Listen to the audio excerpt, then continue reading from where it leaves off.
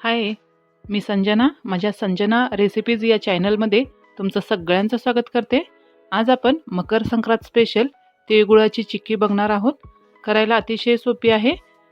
पहिल्यांदा जरी केलं तरी ही चिक्की अजिबात बिघडणार नाही. पाकसुद्धा एकदम परफेक्ट सांगणार आहे मी कसा बनवायचा ते.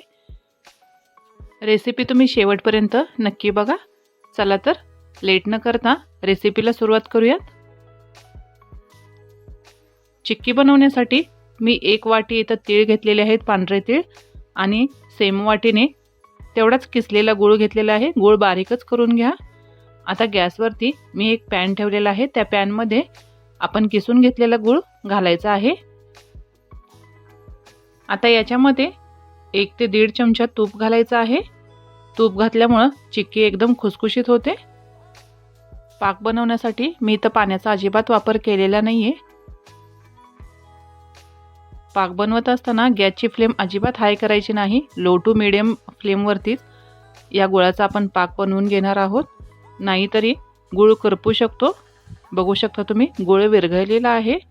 पाक बनण्यासाठी 3 ते 4 मिनिटं लागतात. आता मी एक प्लेट घेतलेली आहे.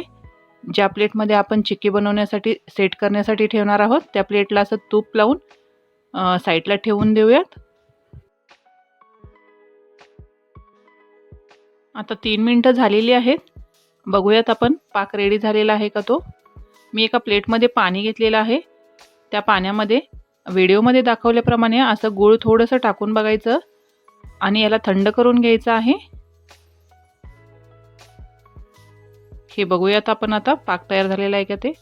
बघू शकता तुम्ही व्हिडिओमध्ये हा गूळ असा लांबत आहे, म्हणजे अजूनही पाक व्यवस्थित झालेला नाही आहे. अजून 1 मिनिट मीडियम फ्लेमवरती हा गूळ आपण शिजवून घेऊयात.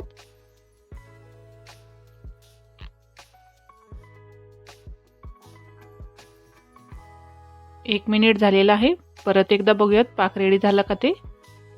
परत एकदा असं पाण्यामध्ये टाकून याला असं कट करून बघायचं. बघू शकता तुम्ही हे एकदम असं कट होतं आहे, अजिबात लांबत वगैरे नाही. म्हणजे आपला पाक एकदम परफेक्ट असा रेडी झालेला आहे. आता याच्यामध्ये जे आपण तीळ घेतले ते घालायचं आहे आणि हे पटपट मिक्स करून घ्यायचं आहे. जास्त वेळ लावायचं नाही. हे व्यवस्थित एकत्र झाल्यानंतर आपण ज्या प्लेटला तूप लावून साईडला ठेवलं होतं त्यामध्ये आपण हे ओतून घ्यायचं आहे.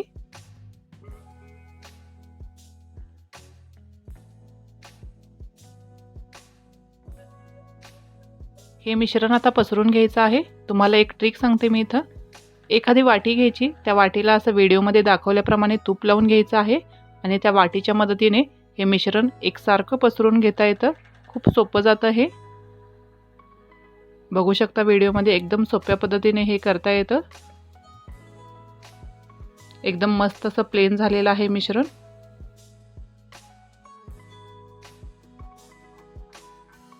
आता हे गरम आहे मिश्रण, तोपर्यंतच आपण पिझ्झा कटर किंवा सुरीच्या मदतीने अशा पद्धतीने कट करून घ्यायचं आहे. गरम गरम याच्या वड्या पाडून घेतल्या तर मस्त एकसारख्या पडतात. त्याच्यामुळं गरम आहे तोपर्यंतच वड्या पाडून घ्यायच्या आहे.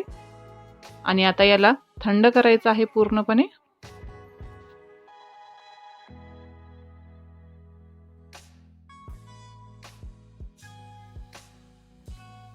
हे आता पूर्णपणे थंड झालेलं आहे.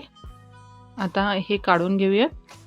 मी सुरीच्या मदतीने अशा कडा रिकाम्या करून घेते आहे.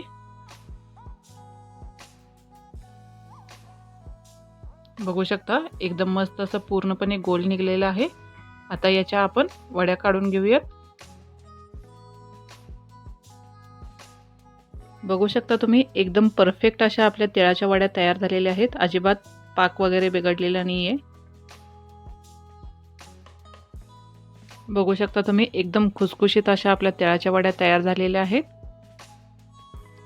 तुम्ही सुद्धा या पद्धतीनेच या मकर संक्रांतीला तिळगुळ वड्या बनवून बघा. रेसिपी आवडली का ते नक्की कळवा. एक कट करून दाखवते. बघू शकता तुम्ही एकदम खुसखुशीत अशी वडी तयार झालेली आहे. तर या पद्धतीने रेसिपी तुम्ही नक्की बनवा आणि कमेंटमध्ये नक्की कळवा रेसिपी आवडली की नाही ते. चॅनलवर जर नवीन असाल तर चॅनलसुद्धा प्लीज सबस्क्राईब करा आणि माझे असेच नवनवीन व्हिडिओसुद्धा बघत राहा. परत भेटू एक नवीन रेसिपी घेऊन. तोपर्यंत हेल्दी खा आणि हेल्दी राहा. बाय.